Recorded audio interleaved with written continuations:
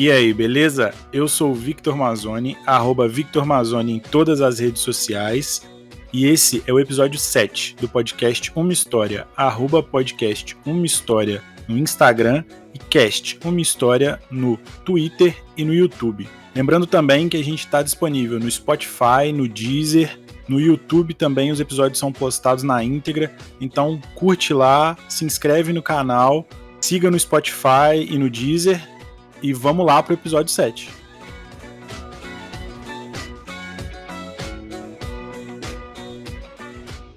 E hoje estamos aqui com Leandro Colares, que eu conheci há muito tempo atrás e que é um grande amigo meu. Pode se apresentar aí, cara. Muito tempo, né, Vitor? Muito mesmo. Faz aí 20 anos, agora em 2021, que a gente se conhece. E um prazer estar aqui contigo nesse novo projeto seu. Bem, meu nome é Leandro Colares, eu sou jornalista de formação. Trabalhei um tempo com jornalismo esportivo, formei na Universidade Federal de Juiz de Fora em 2015 e vou contar histórias relacionadas a isso, inclusive. Mas hoje não trabalho mais com jornalismo esportivo. Eu trabalho no setor público, trabalho na Câmara Municipal de Juiz de Fora, não é na área de jornalismo, trabalho com licitações públicas, você vê como é que a vida dá voltas, né? E sigo aí na minha jornada de concurseiro nos últimos anos e, ao mesmo tempo, hoje com um cargo público. Excelente. Cara, fala um pouco das suas redes sociais, o que você costuma compartilhar lá? Olha, minhas redes sociais, eu tô no Twitter, Leandro_Colares, e tô no Instagram, Leandro Colares 8. Não sou tão ativo assim nas redes sociais como um tempo atrás, mas eu compartilho algumas coisas, principalmente compartilho muito conteúdo de política, tenho colocado muito nos últimos anos, e a gente compartilha algumas músicas por lá também, podcasts, opiniões sobre o futebol, algumas fotos também, enfim, tô por lá, Leandro Colares 8 no Instagram e no Twitter, Leandro_Colares. Bom demais. Cara, então já separou algumas histórias aí pra gente, se você quiser começar a contar, fica à vontade. Então, minha trajetória no jornalismo, ela começou muito por causa do futebol. Eu sempre gostei muito de futebol, sempre fui apaixonado por futebol desde criança, herdei isso do meu pai, torcendo para o Flamengo sempre. E fiz jornalismo muito por causa de futebol, queria trabalhar com isso, queria trabalhar com esporte, especialmente futebol. Em 2014, eu trabalhava na Rádio Globo, aqui de Juiz de Fora, cobrindo o dia a dia do Tupi. O Tupi estava na Série C na época, e eu tive uma oportunidade muito interessante, já no finzinho da faculdade, de fazer um estágio lá no Esporte Interativo, lá no Rio. O Esporte Interativo hoje não existe mais como emissora de TV, mas ainda é uma espécie de produtora de conteúdo. Eles têm direitos da Liga dos Campeões, enfim. É um canal importante na história da TV por assinatura brasileira. E eu tive essa oportunidade na época, em 2014, através de uma amiga que trabalhava por lá. E eu lembro que eu não tinha nenhuma experiência em TV e eu fui conseguir uma vaga de coordenador de transmissões. Era uma vaga que eu nem sabia que existia essa função. E fui colocado lá, enfim, como estagiário. Fui colocado e, na época, o Esporte Interativo ele vivia uma dificuldade com casting, que é o que se chama... basicamente são as pessoas que aparecem na TV, principalmente narradores e também um pouco comentaristas. Eu sempre tive vontade de ser comentarista e eu tinha alguma experiência na Rádio Globo, embora eu atuasse mais como repórter, e na rádio da Faculdade de Comunicação também. E eu lembro que com, 2 meses que eu estava no Esporte Interativo, eu entrei lá em agosto de 2014, surgiu uma oportunidade de fazer um teste. E eu e um outro estagiário, a gente fez um teste, cada um comentou um tempo, e cada um narrou o outro tempo de um jogo do Barcelona lá. E eu lembro que eu fui bem, tanto de narrador como de comentarista. Tive a chance, posteriormente, de comentar o jogo. Um dia pintou lá um jogo, alguém não pôde comentar. Eu lembro que era um jogo do Milan, da TV do Milan. O Esporte Interativo, na época, tinha um conteúdo das TVs dos clubes europeus, dos principais clubes. E o Esporte Interativo sempre foi bem responsável, assim, por difundir um pouco o futebol europeu aqui no Brasil, que não era uma coisa muito valorizada pelas TVs abertas até então, devido à agenda, aos horários que são totalmente diferentes dos daqui. Exatamente, e isso é muito interessante, essa sua intervenção, porque o esporte interativo, quando ele surgiu, ele surgiu na TV parabólica, né? Na época, ali em 2007, em janeiro de 2007, quando ele surgiu. E muita gente, na época, ainda não tinha TV por assinatura. Na época, os principais jogos do futebol europeu passavam principalmente na ESPN Brasil. E a ESPN Brasil, ela, além de estar na TV por assinatura, ou seja, não era todo mundo que tinha acesso, ela nunca estava nos pacotes mais baratos da TV por assinatura. Então, muita gente não tinha acesso. O esporte interativo foi muito importante para difundir o futebol internacional, o futebol europeu, principalmente no Brasil, enfim, especialmente pelo jeito irreverente de o esporte interativo tratar as transmissões. Sempre foi um canal mais leve, assim, sem aquele peso formal da Globo de transmissão de futebol, e que as pessoas simplesmente não podem errar, tem que seguir uma linha totalmente séria, né? Isso identificou muito com a geração mais nova, que já era a geração que já vinha acompanhando um pouco mais de futebol europeu por causa de jogo, enfim. A galera se identificou e com isso o canal cresceu muito, né? Muito, cresceu demais, assim, especialmente também pela reverência nas transmissões e pelos narradores. Pessoal, uma crítica que se fazia muito, que se faz até hoje, que os narradores gritam muito, enfim, eu nem concordo muito com essa crítica, mas, de fato, é uma narração muito mais para cima, e que depois, inclusive, foi, de certa forma, copiada. Hoje você vê a narração da Globo, por exemplo, ela é muito mais para cima. O Luiz Roberto, por exemplo, é diferente do que era 10, 12 anos atrás. E acho que tem uma influência também. O meu TCC é sobre isso, né? Um pouco sobre a narração lá do esporte interativo. E o esporte interativo cresceu muito. Nessa época, em 2014, ele tinha esse conteúdo da TV dos clubes. Os jogos não passavam ao vivo, mas eles eram gravados, no caso da TV do Milan, ao vivo, e passava depois, enfim. Eu lembro que eu tinha 23 anos só na época. Eu fiquei, assim, muito contente, né? Porque, cara, eu tava me tornando ali o comentarista de TV mais jovem do Brasil, e não era algo definitivo e tal, mas era uma oportunidade. E eu lembro que eu fiz esse jogo, tive algumas oportunidades ali, em outubro, novembro de 2014. Paralelamente, a função de coordenador de transmissões, isso tudo como estagiário, assim, ganhando salário de estagiário, etc, etc. Mas, enfim, tava tudo bem. Lembro uma vez que estavam para comentar um jogo do campeonato europeu, da Liga dos Campeões Sub-19, assim, um jogo do Basel, da Suíça. Cara, não conhecia nada, obviamente. E a gente pegava esses jogos sempre, jogos piores e tal. E aí teve um dia, era um dia normal, no dia seguinte, eu tinha que participar de uma transmissão como coordenador, não lembro de que exatamente, e posteriormente tinha uma TV do Chelsea, um jogo Chelsea-Tottenham, que eu tinha que comentar. Só que no dia anterior era a festa da empresa, a festa do esporte interativo. O esporte interativo fica em Botafogo. E a festa, eu lembro que era nas Laranjeiras. A festa de final de ano, né? Encerramento do ano. Festa de fim de ano, ali, 3, 4 de dezembro de 2014. Que já tende a ser uma festa grande e bem pesada, né? Sempre, né? Sempre. E, enfim, você me conhece e muitas vezes não tem tanto limite, né? Principalmente naquela época. Hoje já tô mais tranquilo. E aí tá, vamos lá pra festa e tal, estamos lá bebendo, etc. Não lembro muita coisa, assim, mas acabou a festa, e aí, sei lá, 2 da manhã, um negócio assim. O que eu deveria fazer? Pega um táxi, na época não tinha Uber. Pega um táxi, vai pra casa, vai dormir, cara. Vai dormir porque dia seguinte tem trabalho, etc, etc. Mas sempre tinha aquele capetinha, não, vamos para um bar, sempre tem aquele pós, né? E eu lembro que nesse dia rolou de a galera ir para um pós lá em Copacabana. Eu peguei um táxi, na época o pessoal de São Paulo, o pessoal do Nordeste também, lá do Esporte Interativo foi, enfim. E aí sentou aquela mesa, eu lembro que eu sentei do lado do dono do Esporte Interativo. Não sei se hoje é mais, mas enfim, na época era o Fábio, o dono. Eu já tava assim, chapado completamente. Esse cara, o Fábio Medeiros, Fábio Medeiros, ele torce para Portuguesa. Ele é de São Paulo, enfim, torcedor da Portuguesa. E eu lembro que eu acho que eu nunca tinha conversado com ele. Uma das primeiras conversas que eu tive com ele foi começar a azucrinar a Portuguesa. Sim, totalmente inconsequente. O estagiário fica zoando o dono da empresa. Que torce pra Portuguesa, rapaz? Você tá de brincadeira? E tal, no meio do restaurante. Enfim. E eu lembro que eu cheguei em casa, eu fui pra casa, não sei como. Cheguei, sei lá, 5h30 da manhã, cara, um negócio assim.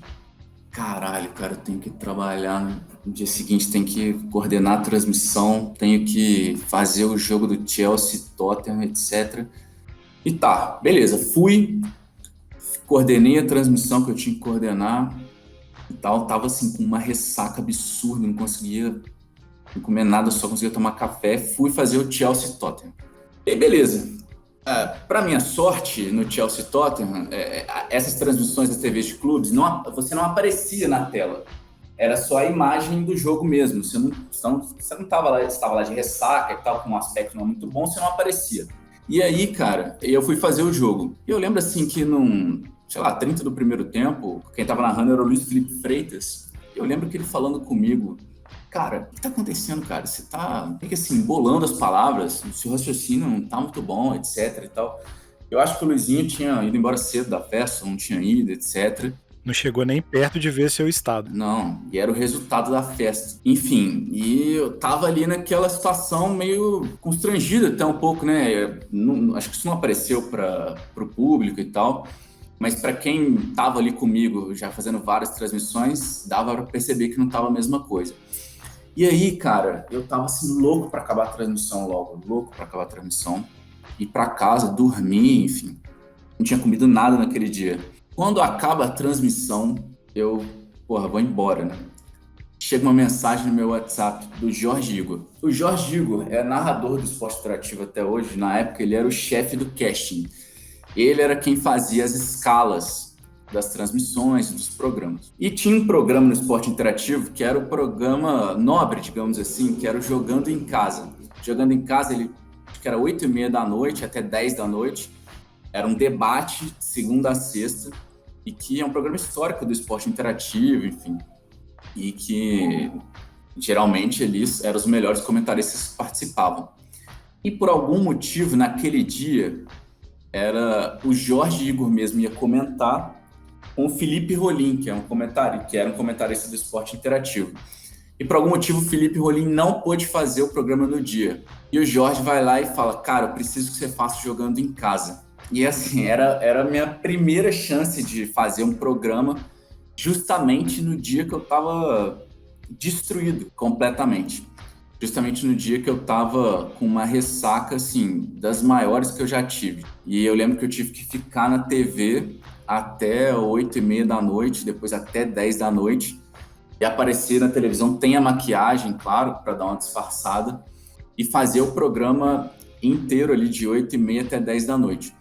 E assim, eu tava completamente destruído ali pela minha grande chance de aparecer e eu não tava assim 100% preparado para a oportunidade. Não tava nem 50, não tinha dormido direito, não tinha comido direito. Exato, e é assim, é interessante que a gente nem imagina, assim, a gente tá vendo lá, a gente nem imagina que isso pode estar acontecendo. E eu lembro que isso rolou, eu fiz o programa, meio que passou despercebido e tal.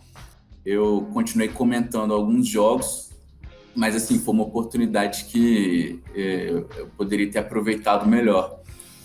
E eu lembro que depois eu acabei virando narrador lá.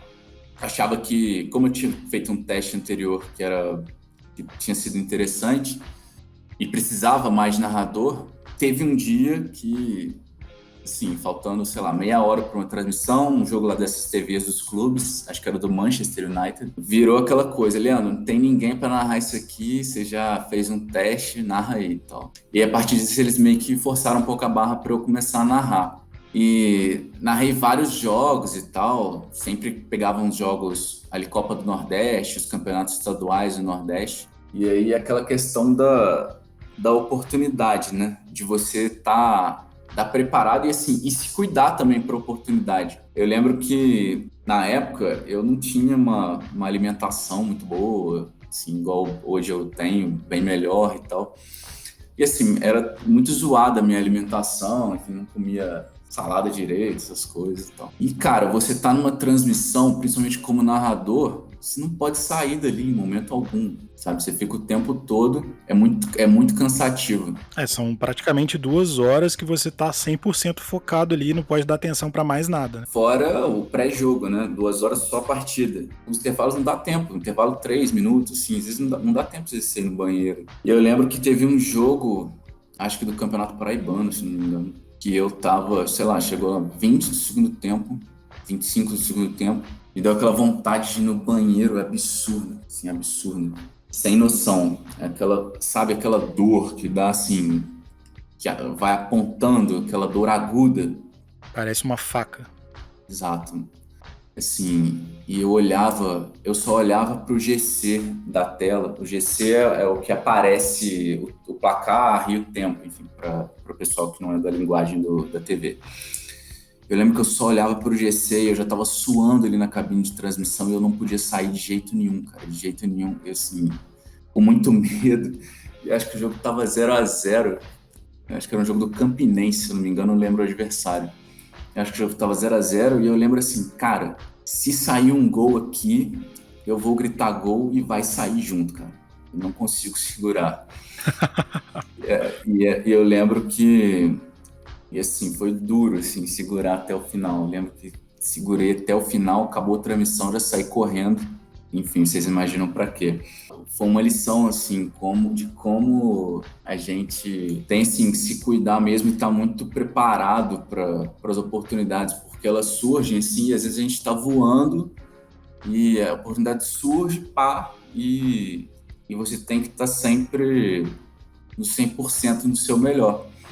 E essas foram lições boas e tal. Minha passagem por lá foi muito boa e tal. Depois eu acabei, por opção própria, voltando para Juiz de Fora. Posteriormente acabei pegando outros caminhos, mas a gente teve algumas histórias interessantes nessa época. Cara, eu imagino que essa daí deve ter sido só um aperitivo. Você certamente tem a história desse rolê antes dessas gravações todas aí que rolou nessa noite, que você zoou o chefe total lá. Eu nem lembro 100%, assim, na real, desse dia, né? Sinceramente. Nem lembro 100%, mas eu lembro que realmente foi uma noite inconsequente e que foi uma oportunidade boa que eu acabei, de certa forma, não aproveitando da maneira como deveria por causa dessa bebedeira. É uma época também, há muito tempo atrás, que a gente bebia descontroladamente, assim. Já tinha uma noção de qual era o limite, mas a gente queria passar daquele limite quase sempre. Eu lembro que nessa época aí, era uma época que eu bebia bastante também ainda. E, cara, já fiz muita merda por perder o controle, assim. Cara, assim, nessa época, ali, 2012, 13, 14, assim, era isso, a vida era isso, né? Basicamente, assim. Eu tenho muitas histórias de bebedeira, inclusive, dessa época, a maioria delas é difícil de contar, porque compromete outras pessoas, né? Mas era isso, era muita inconsequência, assim, a gente não tinha controle nenhum de nada, né? A gente saiu muito nessa época, nós dois, assim, 2012 ali, e eu lembro que era assim, eram altas coisas que a gente fazia por conta da bebida e algumas vezes, assim, eu deixei isso influenciar na questão do trabalho e tal, e essas foram algumas delas. Eu acho que eu tive isso poucas vezes, assim, de afetar o trabalho. Eu acho que só um dia que eu fui numa formatura, fiquei até de manhã e saí direto pra ir trabalhar e, cara, não dá, simplesmente não dá. O corpo tem hora que desliga. Fala, cara, não dá mais pra você fazer nada. Você já não tá concentrado, perde o foco completamente. E aí, na época, minha chefe falou, cara, vai pra casa. Não adianta nada você ficar aqui hoje. Já teve vez de... Eu lembro uma vez, em 2012, quando eu trabalhava na Rádio Solar, que hoje é CBN aqui em Juiz de Fora, que fazia estágio lá. E eu lembro que teve eleição, né, em 2012, municipal. E a rádio ia fazer um debate entre o Bruno Siqueira e a Margarida Solomão, que eram os candidatos na época no segundo turno. E era sexta-feira de manhã e, sei lá, na quinta noite, acho que eu fui numa festa da faculdade e não aguentei ir, faltei trabalho, umas coisas assim, cara, que rolavam. Tem muita história dessa eleição também, um dia rola de contar. Cara, bom demais. Tem que contar sim. Você volta outro dia pra contar essas histórias aí um pouco mais absurdas. A gente certamente vai ter alguma interseção de história aí, porque, como você falou, era uma época que a gente saía bastante junto e tal. Fomos em alguns eventos, assim, e, cara, era muito insano, assim. Eu não sei se valeria a pena fazer isso, sabe? Tipo, tem muita coisa que eu me arrependo que não precisava ter feito, assim. Ah, cara, assim. Eu me arrependo de pouca coisa, sabe? Teve uma situação ou outra que, sim, mas a maioria não. Acho que é a época também, assim. Fazer isso hoje assim, não dá, né? Eu tô vou fazer 30 anos aí daqui a poucos dias. Pois é, Mas, eu já tenho e eu não tenho nem essa disposição, nem esse pique mais. E não tem mais também. não Hoje, é nem pra fazer merda, mas nem pra beber muito, assim, sabe? não, também não. A minha preocupação hoje, assim, eu preciso dormir uma quantidade de horas X para render no dia seguinte, senão não rendo de jeito nenhum. Isso vai chegando, tipo assim, está longe de estar velho, mas a idade pesa bastante da diferença de lá pra cá, com certeza. Muito impressionante. Cara, muito bom.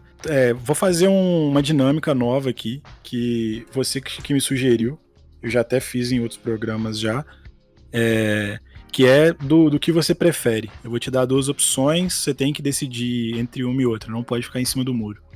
Tá bom. Não apelei muito contigo, porque eu sei que tem coisas que eu colocaria que também comprometeria muitas pessoas, então eu preferi omitir.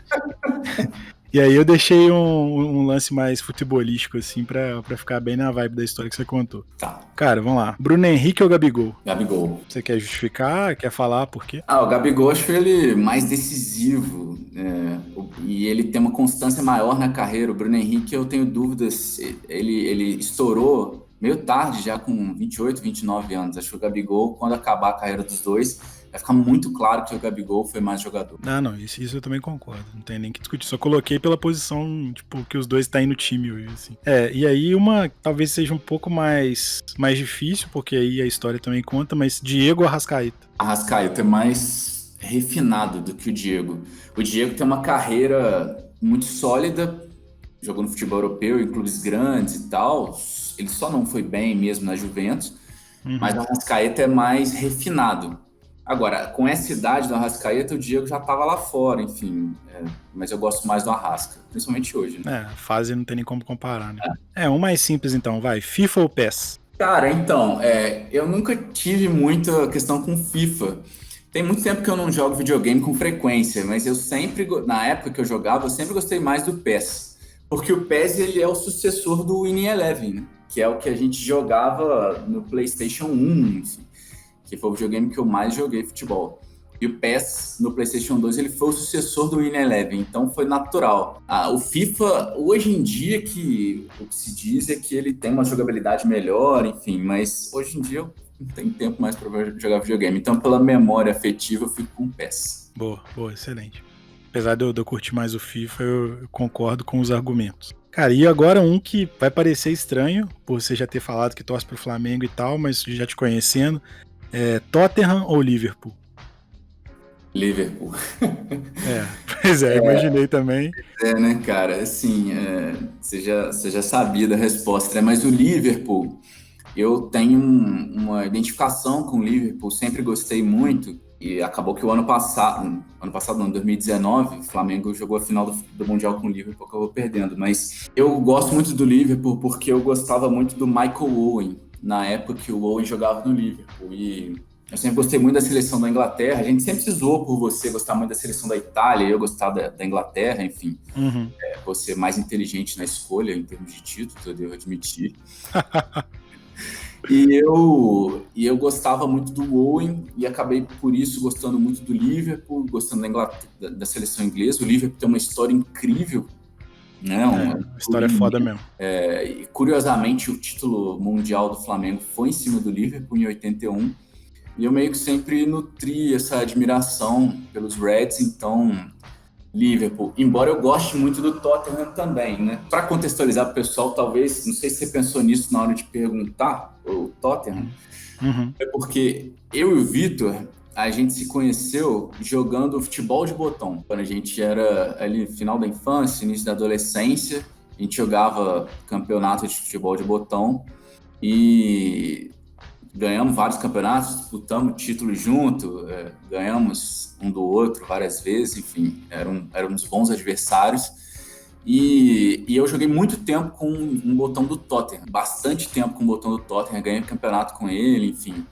era uma época ali 2008, 2009, que eu jogava bastante com o Tottenham. Então é um time também que eu tenho assim, uma admiração. Eu lembro que meu artilheiro era o Jermaine Defoe. Foi exatamente por isso que eu coloquei. Eu lembro bastante dessa época que você jogava com o Tottenham, me castigou bastante. Mas e o Liverpool, eu já sabia que você se identificava com o Liverpool, porque você sempre comentou e tal. O seu pai também sempre se identificou com o Liverpool. E é isso, cara. Eu acho que as suas respostas, poucas me surpreenderam. Eu acho que talvez essa do Tottenham e do Liverpool fosse a mais, assim, dividida, justamente por isso que você comentou agora e tal, porque é um time que, querendo ou não, te marcou bastante.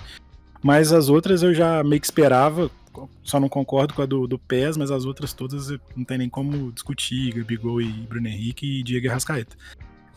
Como você falou, tipo, a única passagem que o Diego poderia me convencer a decidir por ele não convenceu, que foi quando ele jogou na Juventus, que jogou mal. Ficou pouco tempo, inclusive. Na época que o time tava passando um pouco de perrengue, o time era fraco, e ele também não ajudou o time a melhorar. Então já me desgostou um pouco disso. Eu lembro que eles colocaram ele para jogar de segundo atacante também, e era uma época que a Inter que dominava o campeonato italiano, né? A Inter, o Milan tinha um time mediano, mas melhor que o da Juventus, e a Juventus tentou forçar ele de meia, tentou forçar ele de meio atacante, tentou forçar ele de segundo atacante e não adiantou nada. Ele não conseguia armar jogada, não conseguia fazer nada, e o time em si não era muito bom. Depois que o time reestruturou depois disso, e aí virou a máquina que é hoje. E aí virou até sem graça o campeonato italiano. Esse ano é o ano mais disputado, mas eu acho que ainda vai dar bom ainda. Vamos ver. Enfim, não vou nem falar de futebol brasileiro, porque esse ano não tem nem comentário. E provavelmente o ano que vem também não vou ter, pelo jeito. Então é melhor ficar quieto. Que saga, né? Tinha que acontecer, não tem jeito. Mas, cara, é isso. Eu vou seguir mais um padrão que já tá estabelecido aqui, que é o de indicações. E vou pedir pra você indicar um filme, uma série, um livro e uma música. Tá bom. Então, não vou indicar um filme, vou indicar uma série. E para sair um pouquinho do futebol, mas não saindo do esporte, eu vou indicar Drive to Survive, que é uma produção da Netflix que fala sobre a Fórmula 1. A Fórmula 1 acabou uma temporada agora, em dezembro, né? Foi uma temporada diferente, mais reduzida um pouco por causa do coronavírus. E o Drive to Survive, cara, é uma série incrível. Ela tem 2 temporadas e elas correspondem às temporadas de 2018 e 2019 da Fórmula 1. Vai sair aí a terceira temporada da série, relativa à temporada 2020 da Fórmula 1. É incrível. Ela mostra os bastidores dos pilotos, das equipes, dos chefes de equipes. Os pilotos falam coisas que eles não falam em entrevistas normais. Mostra as angústias, a busca do piloto pelo tempo, enfim, os detalhes. E muita gente voltou a ver Fórmula 1 esse ano por causa de Drive to Survive. Então, assim, agora que a gente está na entre-safra entre 2 temporadas, a gente terminou uma temporada em dezembro, o Hamilton campeão novamente, e começa teoricamente uma em março. Dá para a galera que curte a Fórmula 1 ou que já curtiu um dia e tal, dar uma espiada em Drive to Survive, que assim, é uma série muito legal para quem gosta de esporte, para quem gosta ou já gostou de Fórmula 1, e eu recomendo demais. Cara, eu nunca fui muito de acompanhar a Fórmula 1, via quando era criança, porque era meio que o padrão brasileiro de ver Fórmula 1 no domingo por conta do Senna, né? Vi muito pouco, né? Porque ele morreu, era muito novo, mas eu vi Rush, o filme basicamente do Niki Lauda e do James Hunt, né? Mas conta um pouco da história do automobilismo nos anos 70.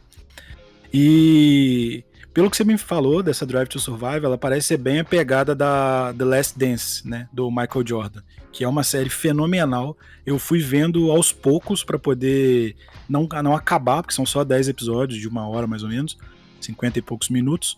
E, cara, é uma série sensacional que também mostra esse lance de bastidores, esse lance de coisas que os caras não falariam em entrevistas normais, mostra eles falando no vestiário. É uma série que a equipe de filmagem acompanhou o time do Chicago Bulls em 98 durante a temporada inteira, no último título que eles tiveram na NBA, que foi o último ano do Michael Jordan. Ele voltou. Ele ficou parado um ano e depois voltou para fazer mais 3 campeonatos assim, fenomenais no nível absurdo dele. E é interessante você ver exatamente a dedicação e o foco que o cara tem. é muito surreal, assim. Eu acredito que deva ser um pouco dessa vibe da Drive to Survive quando você vê um piloto do nível do Hamilton, ou até dos caras que disputam, sei lá, Vettel talvez, que é um cara que tem um pouco de garra para chegar, apesar de não ter resultados muito expressivos recentemente, né? Isso, eu ainda não vi a série do Michael Jordan, mas então eu tô tomando essa fala sua como uma indicação e irei ver. Mas, assim, é incrível a série, muito bem produzida e vale a pena aí a galera que curte dar uma espiada. Então, a gente fica com 2 indicações de série, né? Excelente, É sempre, eu tô acostumando nesses últimos episódios a dar uma indicação extra aí, baseado na indicação da pessoa que eu tô conversando. E, cara, essas duas aí, sem dúvida, vão ser excelentes. Eu vou ver essa Drive to Survive também. Show. Bem, agora é o livro, né? Pode ser. Também vou seguir na linha do futebol. Eu vou indicar um livro que se chama Os Números do Jogo. É do Chris Anderson e do David Selle, esse livro. Esse livro não é um livro recente, já tem alguns anos, e ele basicamente ele vai contra a aleatoriedade do futebol. Ele mostra em números pesquisas de coisas que às vezes ele desmistifica certas situações do futebol através dos números e ao mesmo tempo confirma outras através de pesquisas. Então, por exemplo, ele mostra esse livro que as pessoas odeiam, geralmente, o torcedor odeia que o time bate escanteio curto, né? Todo mundo quer jogar a bola para dentro da área, e quando o time bate o escanteio curto ali, o pessoal fica irritado. Enfim, esse livro mostra que, por exemplo, a maior chance de nascer um gol a partir do escanteio curto do que cruzar a bola na área. Isso é feito através de pesquisas em todos os jogos do campeonato inglês, de tantos anos, e etc. Outra situação é que ele diz que quando o técnico substitui até os 10 minutos do segundo tempo, ele tem tantos por cento mais chances de virar o jogo. Enfim, isso com base em estatísticas do campeonato inglês em não sei quantos anos. E o livro é todo assim, ele desmistifica alguns lugares comuns que a gente sempre ouve falar do futebol e confirma outros através dos números. Então, assim, é um livro com linguagem muito simples e tal, e para quem gosta de futebol com alguma profundidade e quer, às vezes, ter um lance diferente e tal, eu recomendo muito. Os Números do Jogo é um grande livro, assim, um dos melhores livros sobre futebol que eu já li. Excelente. Parece ser bem interessante mesmo, justamente por esse exemplo que você deu, né? Tipo, o escanteio curto é uma polêmica muito grande hoje em dia, que a galera reclama muito e que, se você for pensar friamente, até analisando talvez o lance, é um lance que você tem o domínio da segunda bola muito maior do que se jogar a bola na área, simplesmente. Exatamente. Na Copa de 2018, se eu não me engano, o jogo Japão e Bélgica. O jogo estava 2-2 no finalzinho do jogo. E o Japão bateu um escanteio para dentro da área. O jogador japonês geralmente é mais baixinho e tal. É difícil ganhar na cabeçada contra um jogador belga, que geralmente é mais alto. E a defesa belga cortou a bola, armou o contra-ataque e fez o gol no contra-ataque. E aí, talvez aquele escanteio, por exemplo, tivesse batido curto, poderia ter mantido a posse de bola ali e o jogo acabado. Enfim, 2-2. É esse tipo de coisa que o livro esclarece e tal. É muito interessante para quem gosta de futebol com alguma profundidade. Excelente. E música, cara? Qual música que você indica? Cara, música foi a coisa que eu mais pensei, assim, né?